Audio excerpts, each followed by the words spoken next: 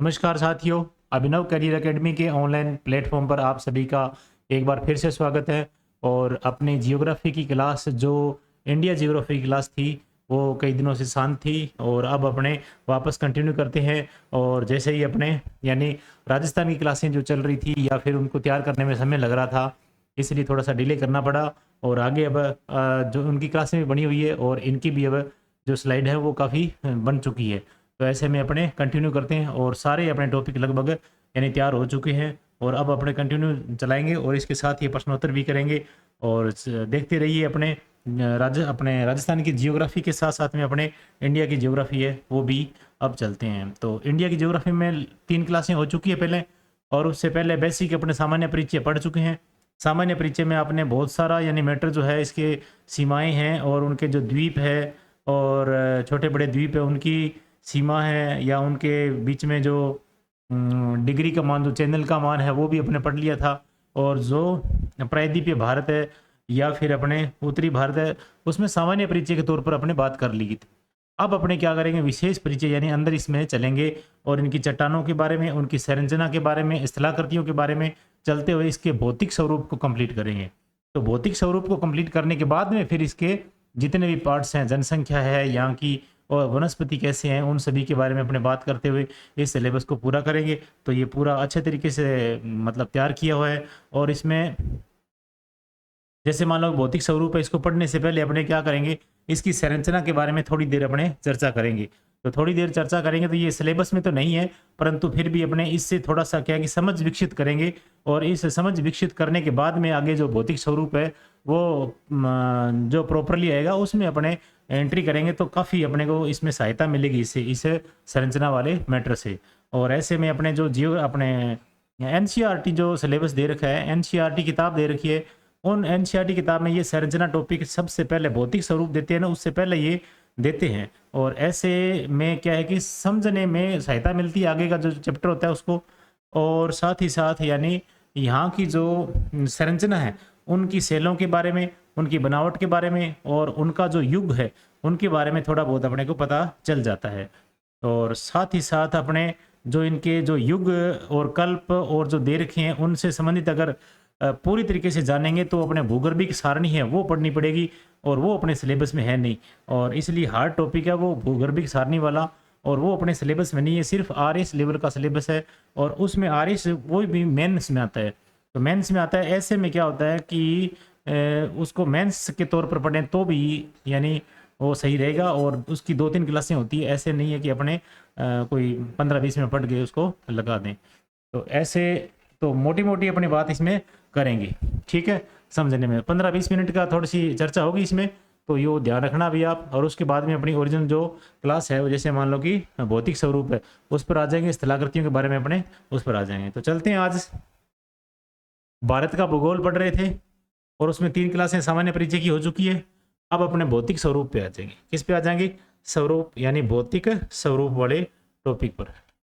तो भौतिक स्वरूप के बारे में अपने पढ़ना है तो उससे पहले अपने को क्या करनी पड़ेगी, संरचना के बारे में थोड़ा सा यानी जानना है थोड़ी सी, यानी संरचना के बारे में 15-20 मिनट की वीडियो है ये, इसमें जानेंगे और साथ ही साथ आगे फिर बढ़ेंगे। भारत का भूगोल तो बेसिक समझ बढ़ेगी आपकी, ठीक है। भौतिक स्वरूप को जानने से पहले इनके बारे में बात करेंगे। तो भारत का भौतिक भूगोल या भौतिक प्रदेश यानी भारत का भूगर्भिक इतिहास आद्य कल्प से लेकर के, कहाँ से लेकर के, यानी भारत का भूगर्भिक इतिहास आद्य कल्प से लेकर के और वर्तमान कल्प, वर्तमान में कौन सा कल्प है, यानी नवीन नवजीवी कल्प नवीन नवजीवी कल्प तक विस्तृत है।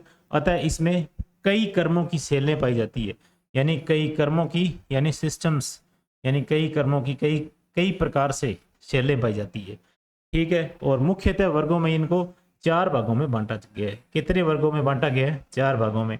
तो सबसे पुराना कल्प जिसे बोलते हैं आद्य कल्प, और उसके बाद में कौन सा कल्प आता है? पुराण कल्प आता है। उसके बाद में कौन सा कल्प आता है? द्रविड़ कल्प आता है। उसके बाद में कौन सा आता है? आर्य कल्प आता है, जिसको नवीन कल्प बोलते हैं, ठीक है। आद्य कल्प यानी सबसे पहले चट्टान यानी शेल जैसे बनना स्टार्ट हुई, उसके बाद में शेल बन गई, चट्टान बन गई, उसके बाद में फिर धीरे धीरे कई सालों, कई हजारों सालों के बाद में जो परत बन करके तैयार हुई तो उसको अपने पुराण कल्प नाम दिया, ठीक है। वो उसके ऊपर जमती गई और उसके बाद में फिर द्रविड़ कल्प, वो भी उसके ऊपर जमती गई।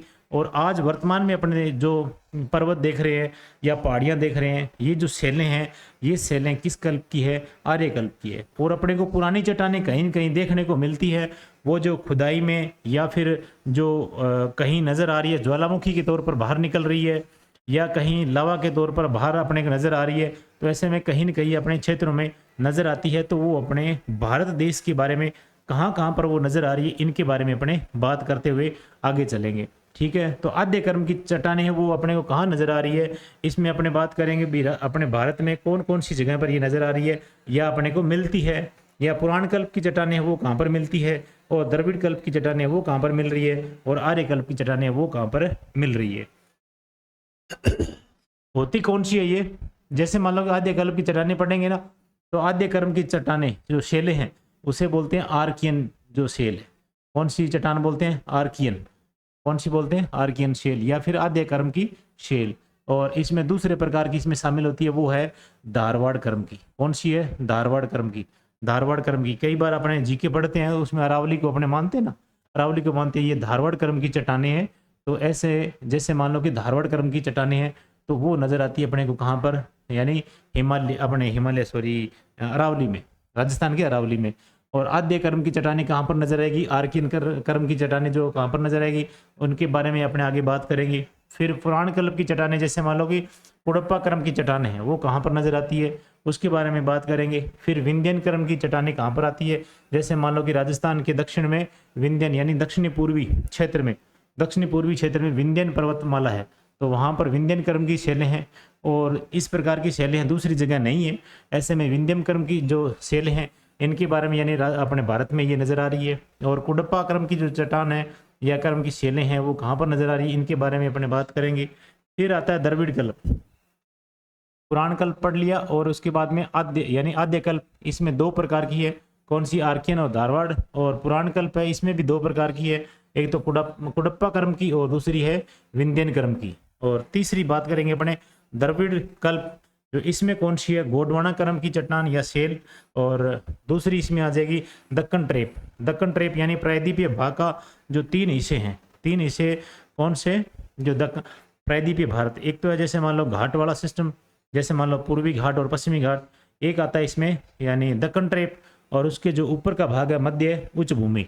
ऐसे तो ऐसे में यानी मध्य जो दक्कन ट्रेप है वो जिन चट्टानों को बना हुआ है उन चट्टानों को अपने क्या नाम देंगे? वो इसका पार्ट है, किसका? द्रविड़ कल्प का पार्ट है। फिर जो बची हुई जो चट्टानें हैं, जैसे मान लो कि अपना मैदान है, ये नवीन है, ये मैदान जो बना हुआ है ये नवीन मृदा यानी जो मिट्टी इकट्ठी होकर के नदियों के द्वारा लाई गई मिट्टी के द्वारा बनाया गया है। तो ऐसी चट्टानें जहाँ पर ऐसी जो मैदान बने हैं या इनमें पहाड़ियाँ जो विकसित हो रही है या हुई हैं, ऐसे जो ये क्षेत्र है ना, ये क्षेत्र किस में आएगा? ये क्षेत्र आएगा अपने को आर्यकल्प में। जैसे मान लो कि कोयले की जो खान मिलती है या फिर जो खनिज मिल रहे हैं या फिर ऐसे जो जितने भी हैं वो सारे यानी जो मैदानी क्षेत्र है, रेगिस्तानी क्षेत्र है, उसमें अधिकतर भाग किसका है? आर्यकल्प का। और बाकी कोई कुछ भाग अपने को कहाँ से मिलेगा? यानी इसमें आद्य कल्प में भी मिलेगा और पुराण कल्प से भी मिलेगा और द्रविड़ कल्प से मिलेगा। तो पूरे भारत में ऐसी चट्टानें हैं, वो सारी की सारी चट्टानें फैली हुई है। तो इन चट्टानों के बारे में थोड़ा सा अपने बात करेंगे। आद्य कर्म की चट्टान जो है यानी आद्य कर्म की शेलें, इसे अपन नाम देते हैं कौन सा? Archean shell. कौन सी? Archaean shell. इसकी विशेषता क्या है? इस कर्म की शेलें जो है ना अत्यंत प्राचीन है, यानी अत्यंत यानी सबसे प्राचीन शेल यही है। और शेल की विशेषता यह है कि वो रवेदार है। क्या है? रवेदार है। जिनमें क्या होता है? जीवाश्मों यानी जीवावशेषों या जीवावशेषों का अभाव पाया जाता है। यानी इन जीवावशेषों, जीव के अवशेष है, उनके क्या पाया जाता है? अभाव मिलता है, क्योंकि ये सबसे पुरानी है। जीव अवशेष जो अपने नई चट्टान है या नवीन है उसमें ज़्यादा मिलेंगे। तो ऐसी जो पुरानी चट्टान है या आद्य कर्म की चट्टान है उसमें जीवावशेषों के क्या पाया जाएगा? अभाव पाया जाएगा या न के बराबर मिलेगा। इस कर्म की शैलें अपने को 3 प्रमुख क्षेत्र है। इस कर्म की शैलों के 3 प्रमुख क्षेत्र कौन कौन से भारत में ये क्षेत्र है?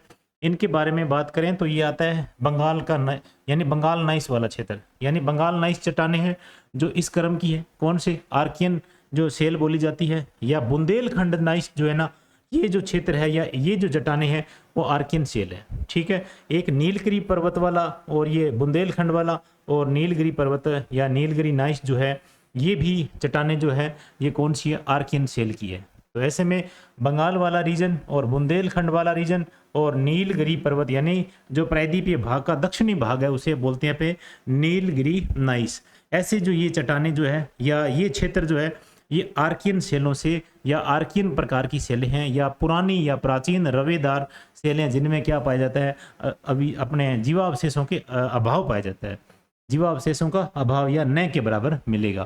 तो ऐसी चट्टानें यहाँ पर इन क्षेत्रों में मिलेगी। तो एक बार थोड़ा सा इसमें मैप में देख लेते हैं।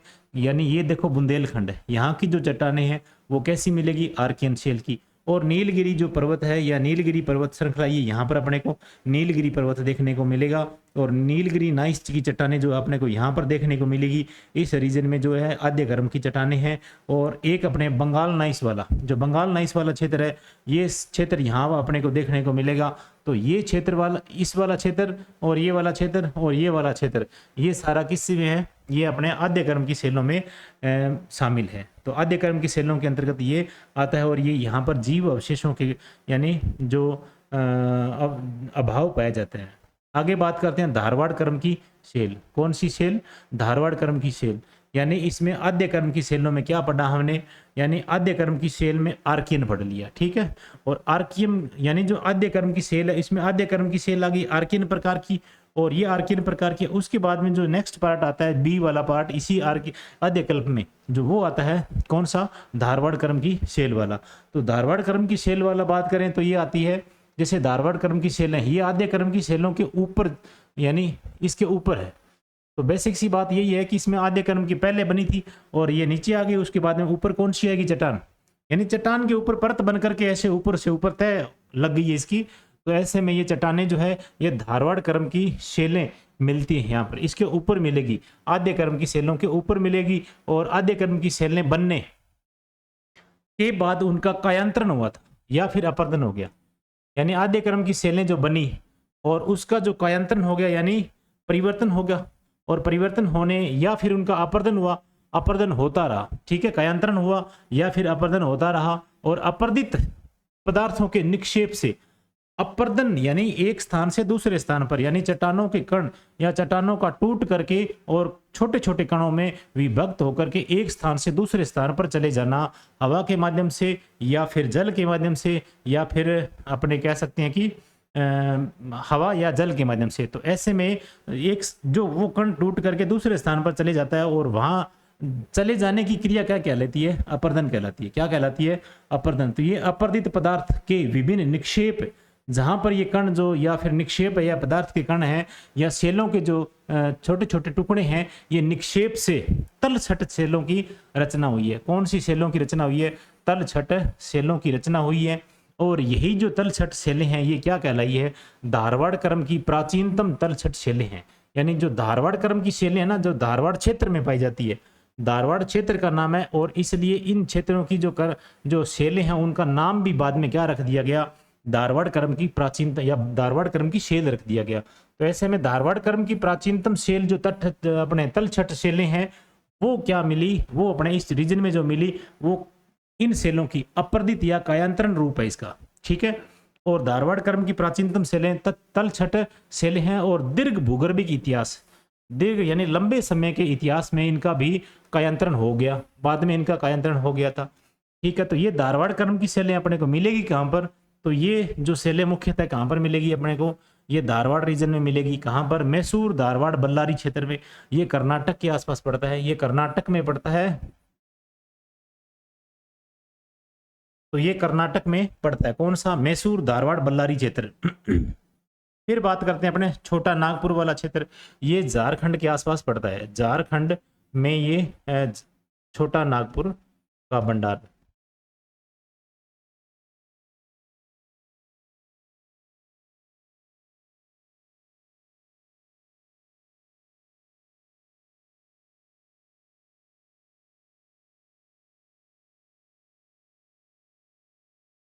तो अपने छोटा नागपुर के पठार की बात कर रहे थे, यानी ये झारखंड में है। फिर राजस्थान में अरावली वाला क्षेत्र है, ये भी किसका है, यानी धारवाड़ क्रम की सेलों का बना हुआ है।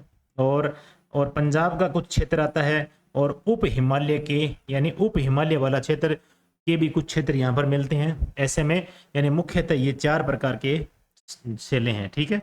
तो 4 प्रकार की सेलें इंडिया में अपने को मिलेगी। और ऐसे में मैसूर, धारवाड़, बल्लारी क्षेत्र, यहाँ पर भी कौन सी मिलेगी, धारवाड़ क्रम की चट्टानें मिलेगी। और साथ ही साथ है यानी जो छोटा नागपुर के पठारी क्षेत्र है वो अपने को कहाँ मिलेगा, झारखंड रीजन में मिलेगा। और राजस्थान में कहाँ पर मिलेगा, अरावली रीजन में मिलेगा। और पंजाब में मिलेगा। और साथ में उप हिमालय के कुछ क्षेत्रों में ये सेलें मिलती है। और इस क्रम की सेलों में न केवल धात्विक खनिज पाए जाते हैं, यानी धात्विक खनिज तो मिलेंगे इसमें धात्विक खनिज मिलेंगे, यानी धातु वाले, लोहा, चांदी, सीसा, लोहा, चांदी, यानी जैसे मान लो सोना, ये सब धातु वाले जितने भी एल्यूमिनियम वगैरह, ये सारे धात्विक खनिज तो मिलेंगे। इसके साथ साथ में बल्कि यहाँ पर संगमरमर की जैसी यानी कायांतरित सेलों भी पाई जाती है। इसके साथ साथ में यानी धात्विक खनिज भी मिलेगा अपने को, और साथ साथ में संगमरमर वाली यानी कायांतरित सेलें जो है वो यानी संगमरमर जैसी कायांतरित सेलें भी मिलती है। इतनी बात आपको याद रखनी है। यानी जैसे मान लो कि अपने एक उदाहरण के रूप में अगर राजस्थान में अगर देखें, अरावली में कैसे मिलते हैं, धात्विक खनिज भी मिलते हैं और संगमरमर जैसी कायांतरित सेलें वहां पर भी मिलती है। तो अपने धारवाड़ क्रम की अगर सेल मानते हैं किसको, अरावली को, तो यहाँ पर ये खनिज मिलते हैं। तो ये एक विशेषता, यानी इस धारवाड़ क्रम की ये विशेषता भी आपके साथ में ध्यान में रखना, ठीक है। तो ऐसे में धारवाड़ क्रम की ये तो प्रश्न अपना जो बनता है ना, कई बार प्रश्न बन गया है ऐसे में, और ऐसे में प्रश्न जो बनता है वो ऐसे बनेगा कि राजस्थान में अरावली पर्वतमाला या अरावली क्षेत्र जो है कौन से क्रम की चट्टानों का एक उदाहरण के रूप में है। तो ऐसे में यानी आर्कियन आ जाएगा, उदाहरण नहीं, आर्कियन नहीं आ जाएगा उसमें, यानी जो पुराण कल्प आ जाएगा, आर्य कल्प आ जाएगा, और द्रविड़ कल्प आ जाएगा, या फिर आ जाएगा आद्य कल्प, या फिर इसमें से एक प्रॉपर दे देंगे धारवाड़ क्रम की सेलों का।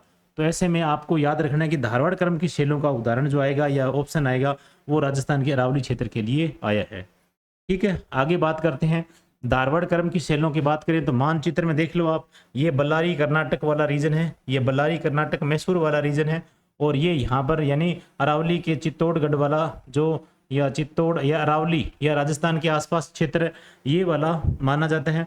और इसके साथ ही अपने ये पड़ा था छोटा नागपुर वाला पठार। तो छोटा नागपुर यहाँ झारखंड रीजन में ये छोटा नागपुर वाला क्षेत्र है, यहाँ पर ये चट्टानें मिलती है अपने को। और साथ ही साथ पंजाब वाले क्षेत्र में भी, यहाँ देखो पंजाब और हिमाचल प्रदेश के टच में ऐसा है, ये रीजन यहाँ पर अपने को देखने को मिलेगी। तो ये पंजाब वाले रीजन में, यहाँ पर राजस्थान के अरावली क्षेत्र में, और मैसूर बल्लारी कर्नाटक वाले क्षेत्र में, और यहाँ पर छोटा नागपुर वाले क्षेत्र में, और छोटी मोटी चट्टानें यहाँ दूसरे क्षेत्रों में भी मिलती, मुख्यतः अपने को यहाँ पर मिलेगी, मुख्यतः यहाँ पर मिलेगी। फिर बात करते हैं पुराण कल्प की चट्टानें। कौन सी, पुराण कल्प की चट्टानें। तो इस कल्प की सेलों को भी 2 भागों में बांटा गया है। पहला अपने बात करते हैं कुडप्पा क्रम की सेल। कौन से क्रम की सेल, कुडप्पा क्रम की सेल। और इसमें आद्य क्रम तथा ये धारवाड़ क्रम की सेलों की अपर्दित यानी कौन सा, शुरुआती आर्कियन जो कल्प है, या फिर दो धारवाड़ की है, ठीक है ना, दोनों में, यानी आर्कियन वाली और धारवाड़ वाली, इन दोनों के अपर्दन, पहले इसका अपर्दन हुआ तो ये बनी, और इसके अब दोनों के अपर्दन से क्या बन रही है, इन दोनों के अपर्दन से जो निक्षिप्त रूप कालांतर में सामने आया या परतदार शैलों का रूप धारण करता गया, और इनका यानी काफी अंश कायांतरण की लंबी प्रक्रिया से गुजर चुका है, और इनको कुडप्पा क्रम की संज्ञा दी जाती है। इनको कौन से क्रम की संज्ञा दी जाती है, कुडप्पा क्रम की सेल या कुडप्पा क्रम की संज्ञा दी जाती है। तो ये कौन सी चट्टानें होगी कुडप्पा क्रम की, ये अपने पास आद्य क्रम और धारवाड़ क्रम की सेलें हैं, उनका अपर्दित रूप है, ठीक है।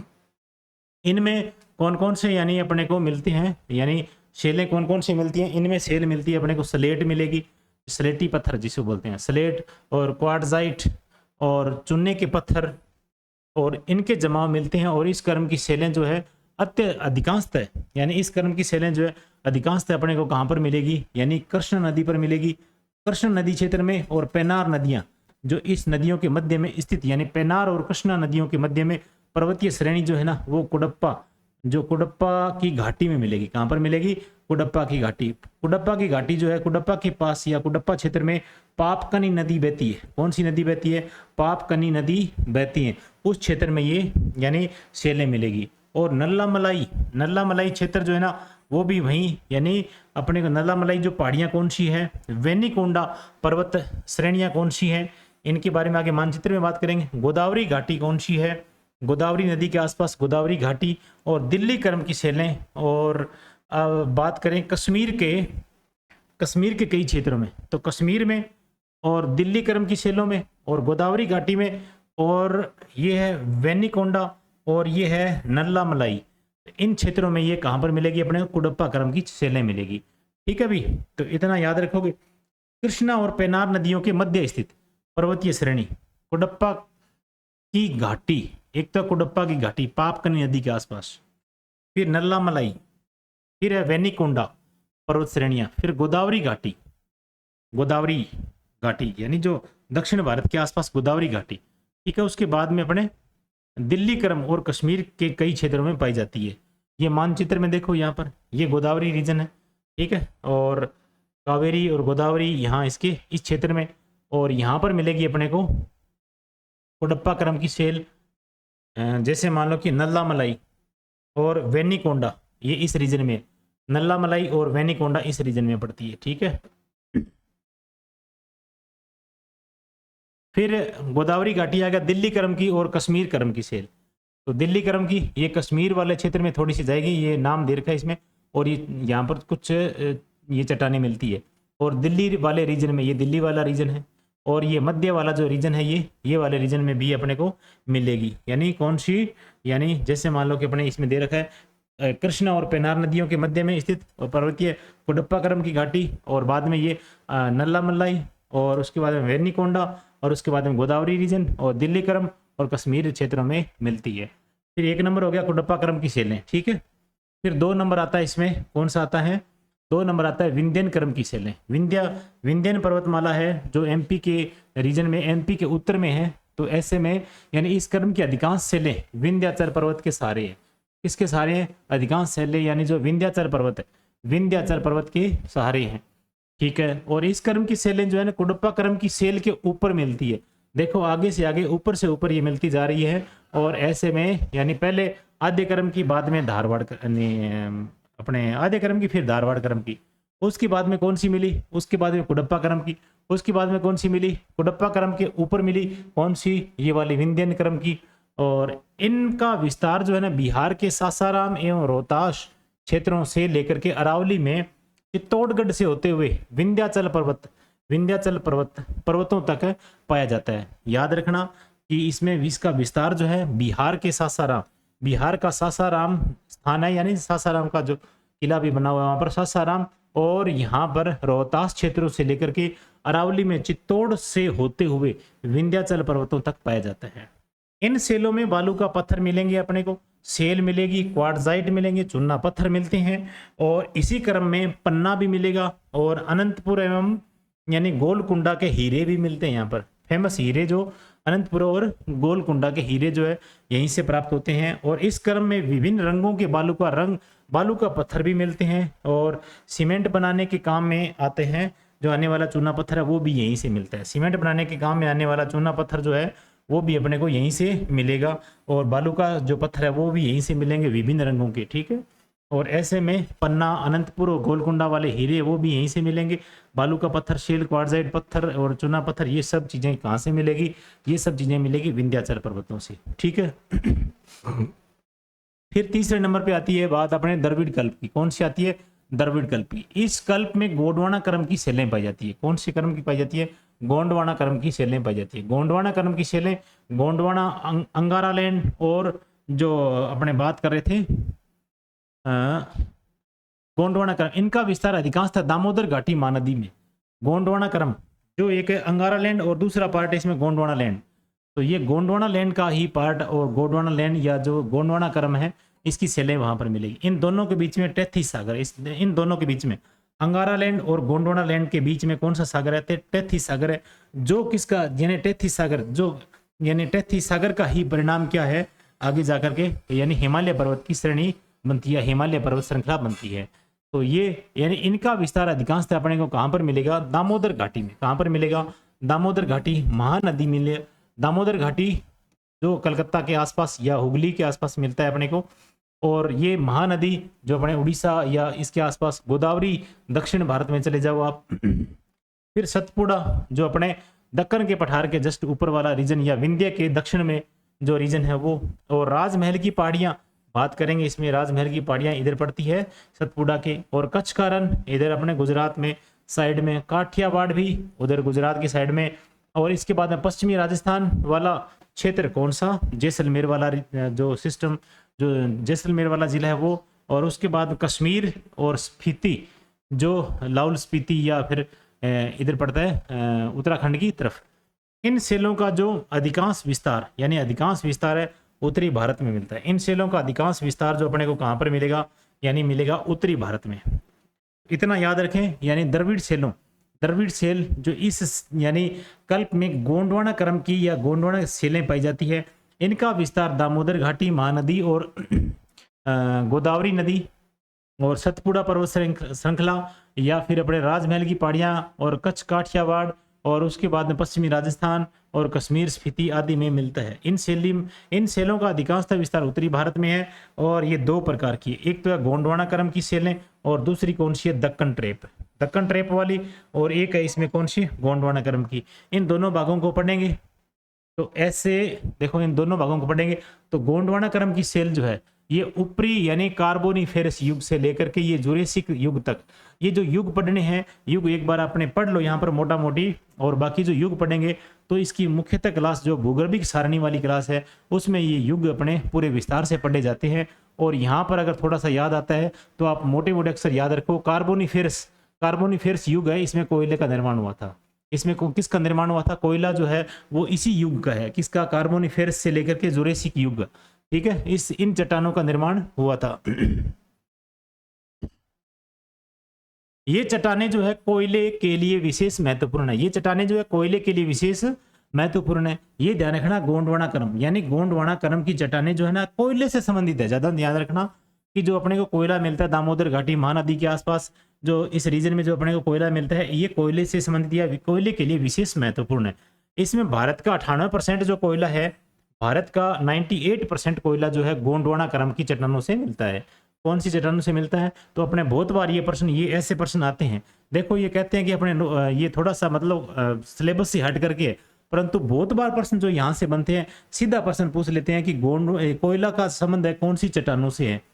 तो कौन सी चट्टानों से है, टॉपिक भले ही सिलेबस में ना दिया हो परंतु ये जो सिलेबस सब में यानी इंक्लूड होता है। ऐसी जो सेलें अपने बात करें तो ये कोयला की सेल या कोयला जो है अपने को गोंडवाना क्रम की सेलों के या चट्टानों में मिलता है। परतदार चट्टानें हैं, ये परतदार चट्टानें हैं, इनके यानी इनमें मछलियां और रेंगने वाले जीव के अवशेष मिलते हैं। ये परतदार चट्टानें हैं, इनमें मछलियों और रेंगने वाले जीवों के अवशेष मिलते हैं। और ये कहाँ पर मिलेंगे अपने को, ये दामोदर रीजन में। और ये महानदी जो घाटी है या महानदी और ये गोदावरी नदी है, उन नदियों के आसपास या उनकी सहायक नदियों में इन चट्टानों का क्या है, सर्वोत्तम रूप अपने को मिलता है। तो इतनी बात आपको समझ में आ गई होगी किसकी बारे में, गोंडवाना क्रम की चट्टानों के बारे में। तो इनमें आपको याद रखने वाली बात, कार्बोनिफेरस युग का, उसके बाद में कोयला और कोयले की जो कोयले मिलते हैं वो इन चट्टानों में सर्वाधिक मिलता है, गोंडवाना क्रम की चट्टानों में। और लगभग 98% कोयला यानी सर्वाधिक कोयला इसी चट्टानों में मिलता है। और ये अपने को कहाँ कहाँ पर मिलेगी चट्टानें, ये कौन सी, गोंडवाना क्रम की चट्टानें दामोदर रीजन में और महानदी में, गोदावरी और इसकी सहायक नदियाँ, इन क्षेत्रों में ये। और यहीं पर सर्वाधिक कोयला अपने को भारत में यानी खनिज के रूप में मिलता है। आगे थोड़ा सा मानचित्र के माध्यम से देख लें तो ये है गोंडवाना क्रम की सेल। और इसमें ये देखो, ये क्षेत्र जो है यानी ये क्षेत्र गुजरात के रीजन का है।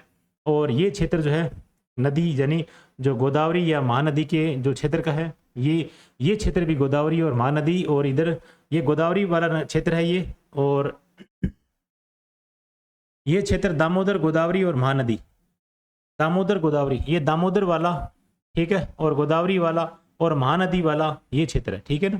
तो ये पूरा क्षेत्र यहाँ पर, और ये क्षेत्र, इसी क्षेत्र में क्या मिलता है अपने को, यानी गोंडवाना क्रम की सेलें पाई जाती है। और गोंडवाना क्रम की सेलें, इन्हीं सेलों में अपने को कोयला देखने को मिलता है। कोयला यहाँ से भी मिलेगा, अपने गुजरात से भी मिलता है अपने को कोयला, यानी गोदावरी क्षेत्र से मिलता है कोयला, अपने को महानदी से भी मिलता है, और कोयला अपने को दामोदर रीजन से भी मिलता है। तो ये क्षेत्र जो अपने इन क्षेत्रों में कोयला मिलता है और इन्हीं क्षेत्रों में कोयला मिलता है वहीं ये कार्बोनिफेरस युग की चट्टानें मिलती है और जहाँ पर कोयला मिलेगा और गोंडवाना क्रम की शैलें मानी जाती है। ठीक है भाई, तो थोड़ा बेसिक आपको इसमें आइडिया हो गया होगा। अब फिर करते हैं अपने बात दक्कन ट्रेप की, यानी इसका जो सेकंड ट्रेप है गोंडवाना क्रम पहला आ गया और दूसरा इसमें आता है दक्कन ट्रेप। इसका निर्माण जो है ना ये मेसोजोइक कल्प में हुआ था। कौन से महाकल्प में हुआ था? मेसोजोइक महाकल्प में हुआ था कि क्रिटेशियस कल्प में, यानी जो इसका दो पार्ट है, इसके भी मेसोजोइक का भी दो पार्ट है, एक इसमें दूसरा पार्ट आता है इसमें और इसकी आता है क्रिटेशियस कल्प में हुआ था। किसमें? क्रिटेशियस कल्प में। इस समय जो विदर्भ क्षेत्र है, विदर्भ क्षेत्र महाराष्ट्र के अपने पूर्व क्षेत्र वाला, ठीक है, विदर्भ क्षेत्र, इसमें ज्वालामुखी के दरारी उद्भेदन हुआ था। यहाँ पर क्या हुआ था?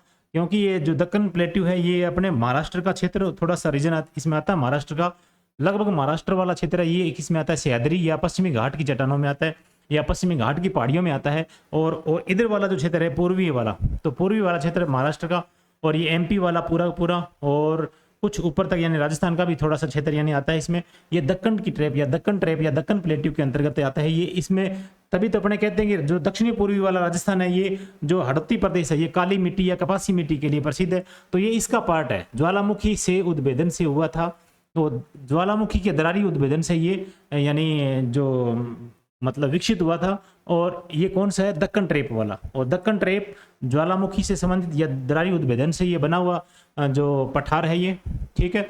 और मेसोजोइक महाकल्प के क्रिटेशियस कल्प का माना जाता है और इसका उद्गार जो लगभग हुआ था 5 लाख वर्ग किलोमीटर क्षेत्र में इसका उद्गार या आच्छादित हो गया था, फैल गया था। ये 5 लाख वर्ग किलोमीटर में फैल गया या हो चुका है, फैला, ठीक है, इसका विस्तार हो गया। इस क्षेत्र में 600 से लेकर के 1500 मीटर एवं कहीं कहीं पर 3000 मीटर तक की मोटाई अपने को देखने को मिलती है। इसमें जो मोटाई है उसकी मोटाई जो 3000 मीटर तक की मिलती है, यानी कहीं कहीं अपने को 600 से लेकर 15 मीटर तक भी मिलती है इसकी, ठीक है। बेसाल्टिक लावा, बेसाल्टिक लावा का जमाव मिलता है यहाँ पर। और ये प्रदेश अपने को कौन सा कहलाता है? ये प्रदेश अपने को यानी दक्कन ट्रेप के नाम से जाना जाता है, ठीक है। तो बेसाल्टिक लावा, तो ध्यान रखना दक्कन ट्रेप मेसोजोइक महाकल्प क्रिटेशियस कल्प का ये और ज्वालामुखी की दरारी उद्भेदन से है। और ये लगभग यानी इसकी मोटाई तो नहीं पूछते हैं, परंतु मोटाई अपने को ये कहीं कहीं पर यानी 600 से लेकर के 15 तक है, कहीं कहीं पर अपने मिलेगा कहाँ से 3000 मीटर की मोटाई तक मिलेगा। और बेसाल्टिक लावा का जमाव माना जाता है। और यहाँ पर कौन सा जमाव होगा? जमाव जैसे ज्वालामुखी का उद्गार होगा या ज्वालामुखी का उद्गार होता है तो वहां से लावा निकलेगा, तो कौन सा निकलता है? बेसाल्टिक लावा निकलता है, यहाँ पर जमा होता गया और इसे अपने ये दक्कन ट्रेप माना गया या दक्कन ट्रेप कहा गया बाद में, यानी डेक्कन प्लेट्यू कहा गया। यह प्रदेश डेक्कन प्लेट्यू के नाम से जाना गया। यहाँ पर राजमहल ट्रेप भी है, इसके पास में ही दक्कन ट्रेप के यानी जो पूर्व में राजमहल की पहाड़ियां भी मिलती है अपने को, राजमहल ट्रेप का निर्माण हुआ इसी से। और इससे पहले जुरेसिक कल्प यानी कल्प में हो गया था। देखो ये दक्कन ट्रेप जो है ना, दक्कन ट्रेप इसका विकास हुआ जब इसका ये बना, तो इससे पहले ये राजमहल की पहाड़ियां बन चुकी थी, राजमहल की पहाड़ियां बन चुकी थी। अपने ये कह सकते हैं कि दक्कन ट्रेप जो है ना ये नवीन है बजाय किसके, यानी राजमहल ट्रेप के। जब राजमहल ट्रेप का निर्माण इससे भी पहले जुरेसिक युग में या जुरेसिक कल्प में हो गया था, तो ऐसे में अपने कह सकते हैं कि राजमहल ट्रेप इसके पूर्व में है, इसके पूर्व में है, किसके? दक्कन ट्रेप के पूर्व में। तो इतना सा आप यानी बेसिक इसके बारे में, दक्कन ट्रेप के बारे में थोड़ा सा यानी 2 3 4 5 शब्दों में ये कंप्लीट होता है, ठीक है। कौन सा? ज्वालामुखी दरारी उद्भेदन के मामले में, मेसोजोइक महाकल्प क्रिटेशियस युग में, उसके बाद में बेसाल्टिक लावा का उदाहरण है ये दक्कन प्लेट्यू कहा जाता है। और इससे पुराने वाला कौन सा है? राजमहल ट्रेप।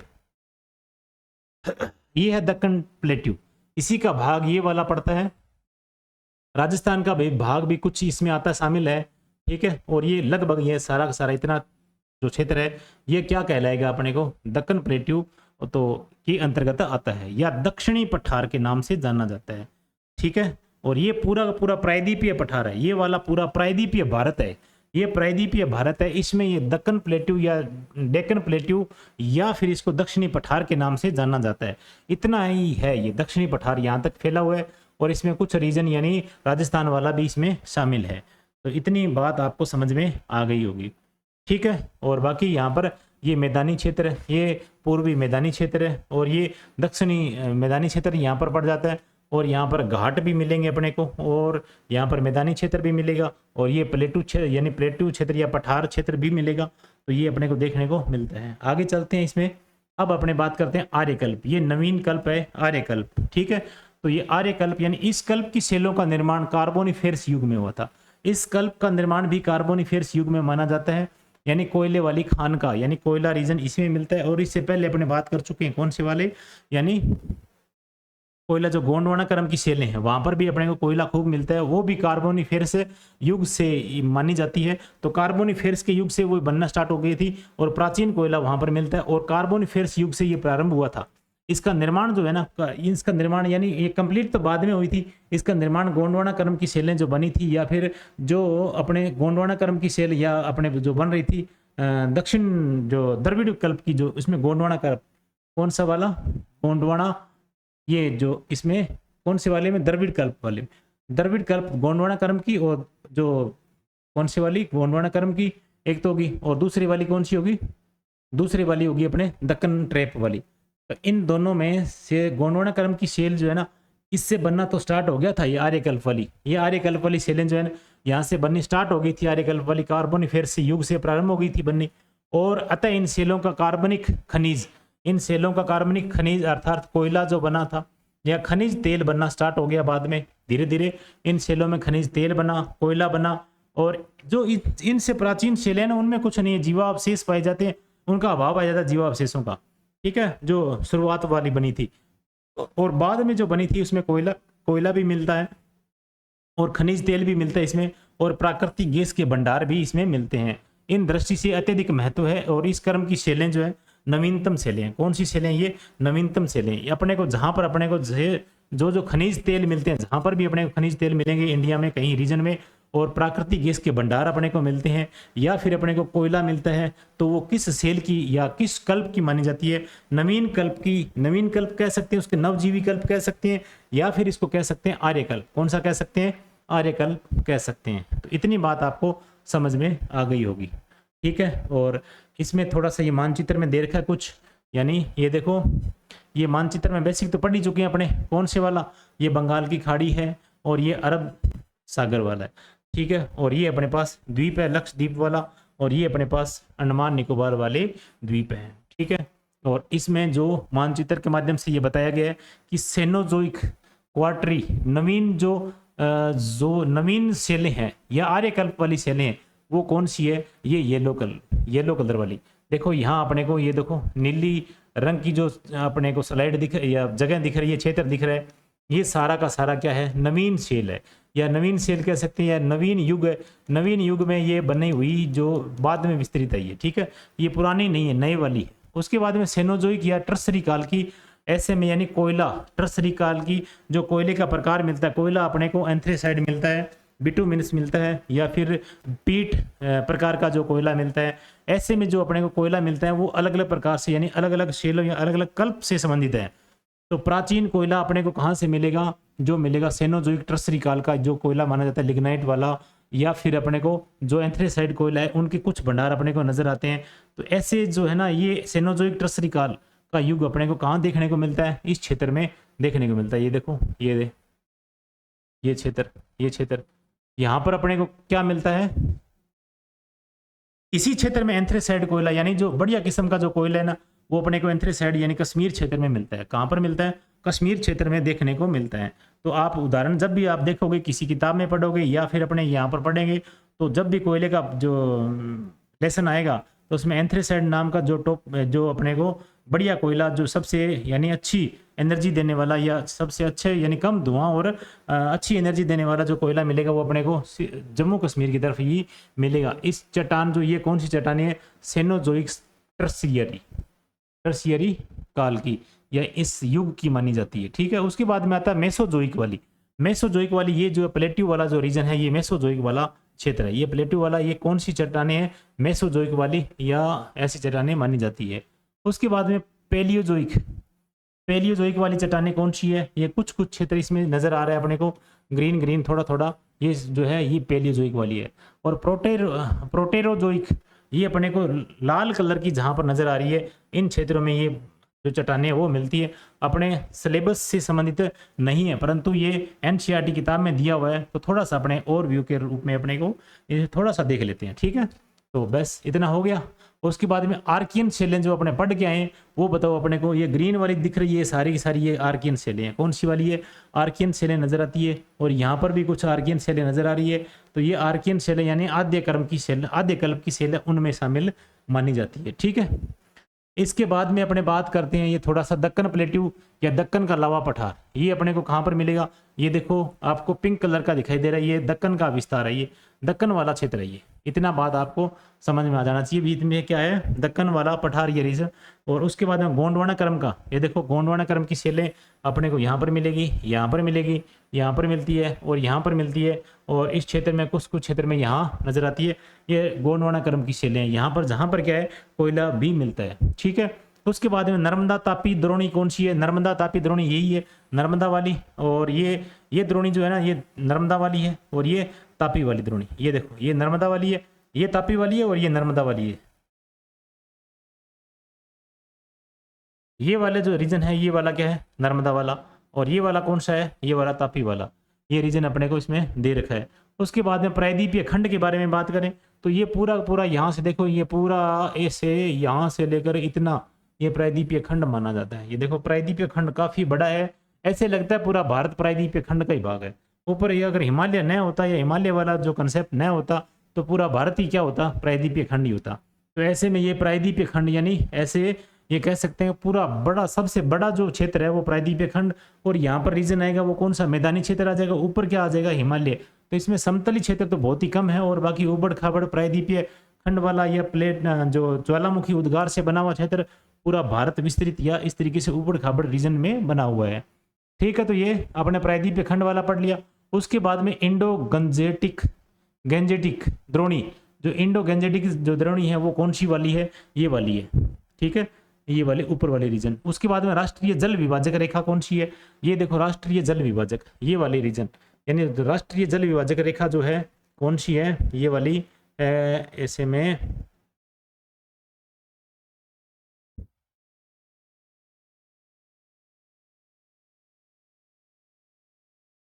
ये वाली। ठीक है, ये वाली कौन सी है? राष्ट्रीय जल विभाजक रेखा है। देखो ये इस रेखा के ऊपर ऊपर मैं घुमा देता हूँ, ये राष्ट्रीय जल विभाजक वाली रेखा है। ये जल का विभाजन कर रही है।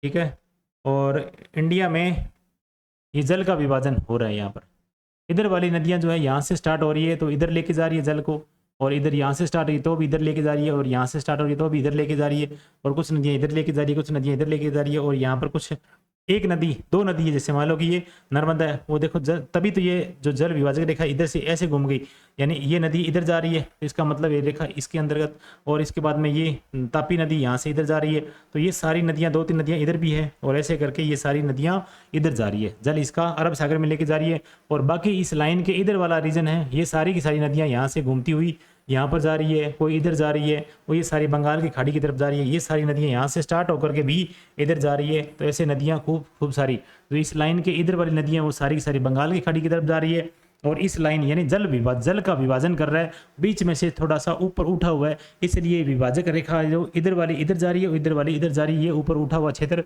ये इस रेखा के माध्यम से अपने को पता लगा सकते हैं कि यहाँ पर ये रीजन पूरे भारत का बंटा हुआ है। इसके बाद में बात करते हैं शिवालिक पर्वत श्रेणियाँ। शिवालिक पर्वत श्रेणियाँ ये वाली है, शिवालिक पर्वत श्रेणियाँ कौन सी वाली है?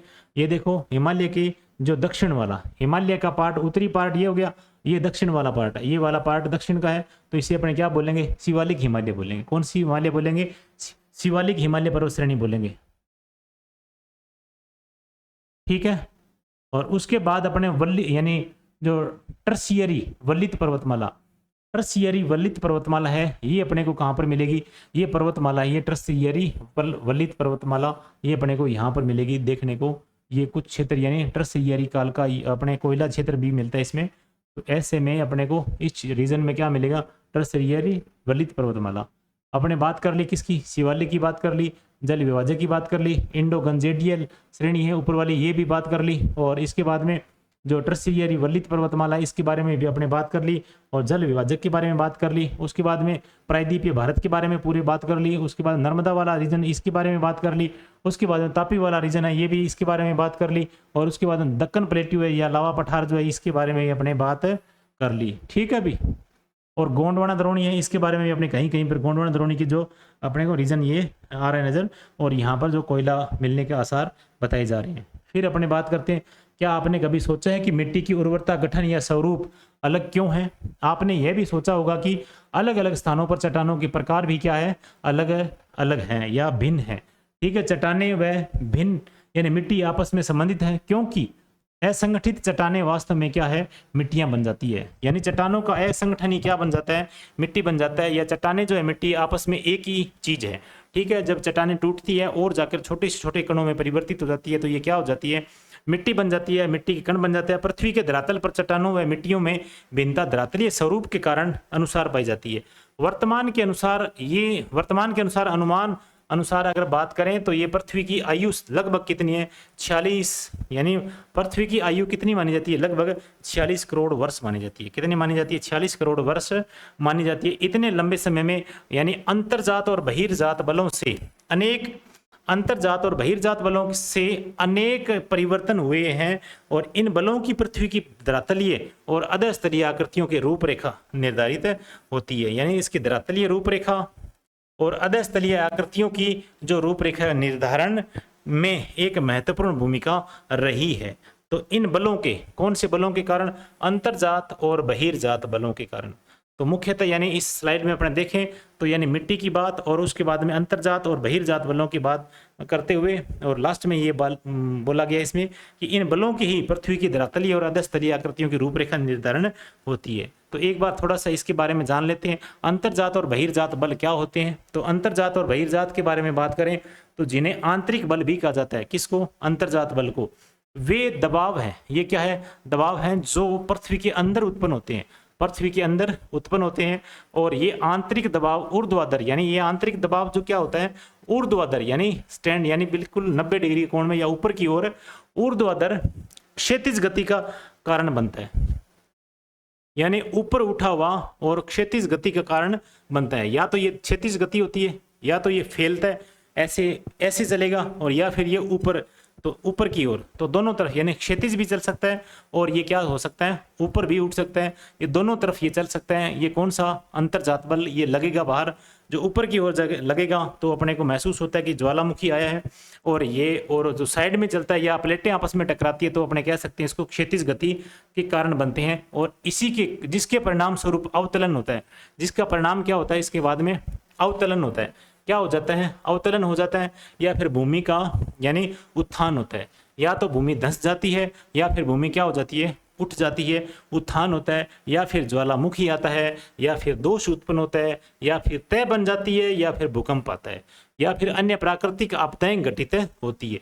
इसकी वजह से होती है, अंतर्जात बलों के कारण होती है, या आंतरिक बलों के कारण ही होती है। आंतरिक बलों के कारण ये अंदर के दबाव है, ये यानी वे दबाव हैं जो ये अंदर पृथ्वी के उत्पन्न होते हैं, और बाद में आंतरिक दबाव ऊर्ध्वाधर भी आ सकते हैं और क्षैतिज भी हो सकते हैं।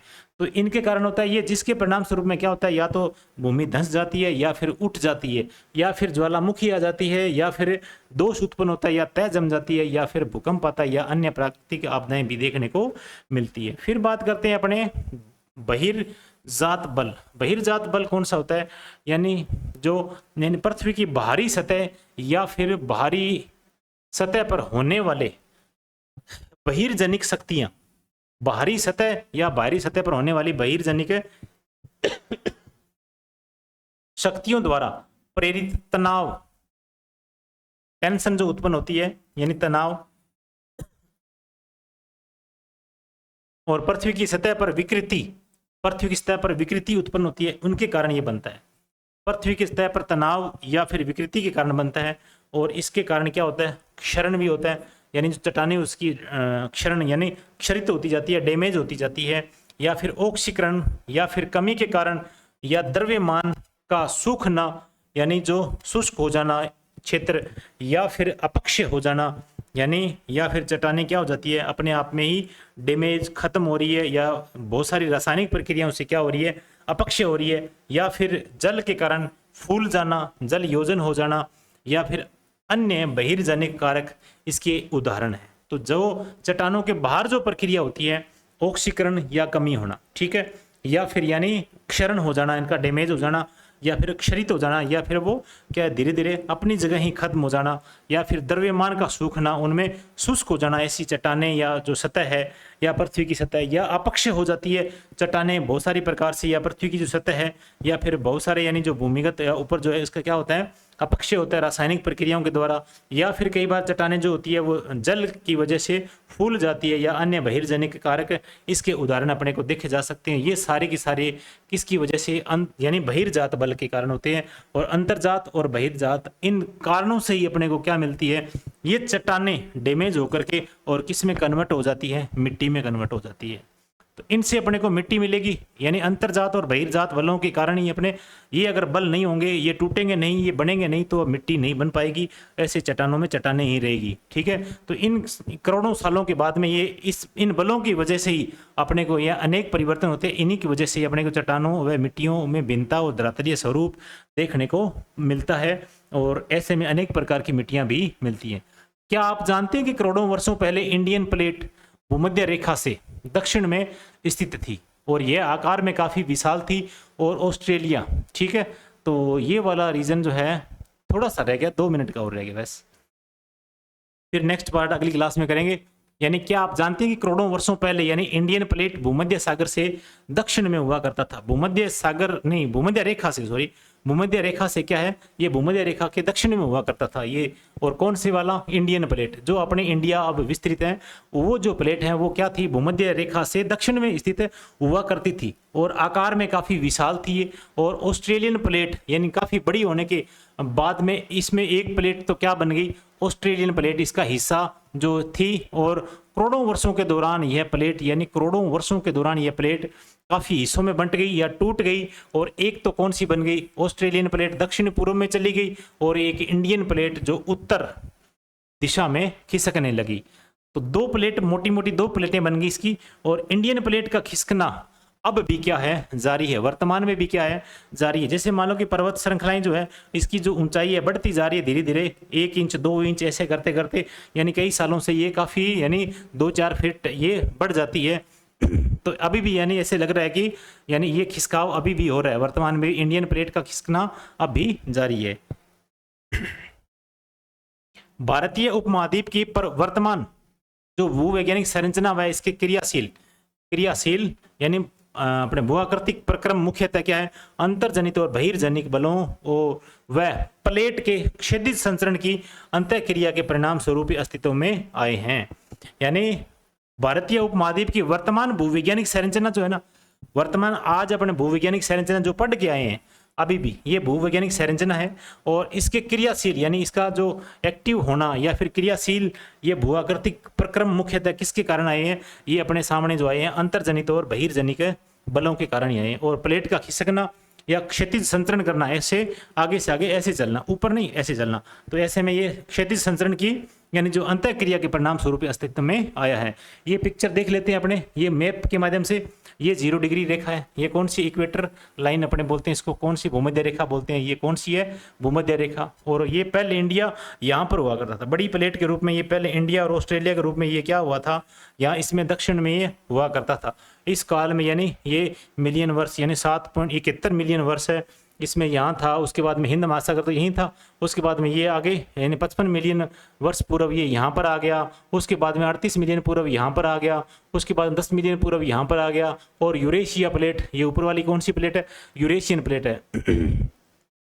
तो कुछ इसका हिस्सा टूट करके इधर चला गया ऑस्ट्रेलिया के रूप में, और बाकी जो हिस्सा ऐसे करते करते यहाँ पर इंडिया का ऐसे हुआ करता था, और इसको धीरे धीरे ये सीधा होता गया, आज वर्तमान में ये भारत है ऐसे बना हुआ है, ये देखो। और ये भूमध्य रेखा है। अब बताओ भूमध्य रेखा के दक्षिण में वो था कि नहीं था, बिल्कुल था। धीरे धीरे इतने सालों में यानी मिलियन सालों में, कितने 71 मिलियन यानी ईयर्स, मिलियन वर्ष पूर्व ये 55 वर्ष में पूर्व यहाँ पर था, उसके बाद में यहाँ पर 38 मिलियन वर्ष में यहाँ पर, और 10 मिलियन वर्ष यहाँ पर, और ऐसे ऐसे करते करते वर्तमान। और हो सकता है कि आगे जो मिलियन वर्ष जाने के बाद में, कई सारे मिलियन वर्ष जाने के बाद में हो सकता है कि भारत है और इसका स्वरूप बदल जाए। पर वर्तमान में जो किताबें बनी हुई है, हो सकता है कि आगे मिलियन सालों के बाद में जो इंसान पढ़ेगा वो ऐसे सोचेगा भी यहाँ से चला था और इतने ये मानव पढ़ के गए थे और इतने साल बाद में अपने पढ़ रहे हैं। तो ऐसे में ये जो वर्तमान भारत है और हो सकता है कि आगे यानी जो हिमालय रेखा से भी, हिमालय पर्वत श्रृंखला से भी पार चला जाए।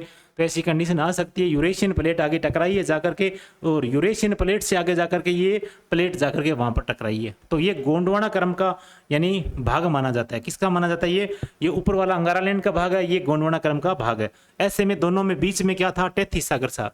तो टेथीस सागर का बीच, दोनों प्लेटों के बीच में आने से ये टेथीस सागर जो है ना, ये नदियां जो जितनी भी थी वो अपना अवसाद लेकर के आई, किसमें? टेथीस सागर में डालती गई और वहां पर अवसाद इकट्ठे होते गए और अपने जो कण है वो जमा करते गए। और ऐसे में दो प्लेटें आपस में जब ये पास में आई तो इनके बीच वाला अवसाद है वो बाहर निकलने की कोशिश की उसने, और बाहर निकलते निकलते ये क्या हो गया? ये फोल्डेड माउंटेन के रूप में, हिमालय के रूप में बन गया। तो हिमालय के रूप में कैसे बना, और ये कोबर का जो कंसेप्ट है वो अपने बात करेंगे थोड़ा सा। और आगे के जो कंसेप्ट है प्रायद्वीपीय खंड कैसे बना, और फिर हिमालय और अन्य अतिरिक्त जो प्रायद्वीपीय खंड है, पर्वतमाला, उनके बारे में बात करेंगे। और फिर अपने यानी सिंधु गंगा ब्रह्मपुत्र है, ये ब्रह्मपुत्र मैदान जो है ये कैसे विकसित हुआ, इनके बारे में बात करते हुए आगे इसको पूरा पढ़ेंगे। और फिर अपने क्या करेंगे, इन सभी को पढ़ते हुए और जानेंगे पूरी स्थलाकृतियों के बारे में। फिर अपने उत्तरी पूर्वी पर्वतमाला, हिमालय पर्वतमाला, इनके बारे में बात करेंगे।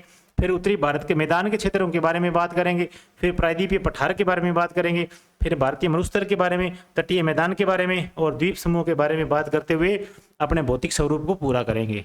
तो इतने, यानी ये थोड़ा सा अपने को कठिन लग रहा है, परंतु ये अगर मन लगा करके पढ़ोगे तो ये आसानी से याद हो सकता है और कोई इसमें मतलब कठिनाई वाली बात नहीं है। और अपने को ये चैप्टर पूरा करना है या इसमें जो सिलेबस में दे रखा है या अपने को भूगोल पढ़नी है तो ये अपने को पढ़ना ही पड़ेगा। इसके बिना अपने सीधे कोई चोटी याद करने से या कोई नदी याद करने से भूगोल पूरी नहीं होती है। इसका कंसेप्ट पीछे से स्टार्टिंग जो है ना वो वहाँ से पढ़ो, और वहाँ से पढ़ने के बाद में पूरा आगे विस्तार से पढ़ेंगे तो आगे भी भविष्य में और पेपर देने में भी काम आएंगे। और जो पेपर वर्तमान में आप देने जा रहे हो इसके लिए भी आप यानी ये हेल्पफुल हो सकती है। तो आज की क्लास यहीं समाप्त करते हैं, तो नेक्स्ट क्लास में मिलेंगे। और इसके साथ अपने यानी जो मोटे तौर पर यानी जो अपने आगे भूखंडों कितने क्षेत्रों में बांटा गया है इनके रूप में अपने आगे बात करेंगे। स्थलाकृतियों के क्षेत्रों यानी स्थलाकृति टॉपिक है, इसको लेकर के अपने नेक्स्ट क्लास में आएंगे। तो तब तक के लिए बहुत बहुत धन्यवाद। जय हिंद, जय भारत।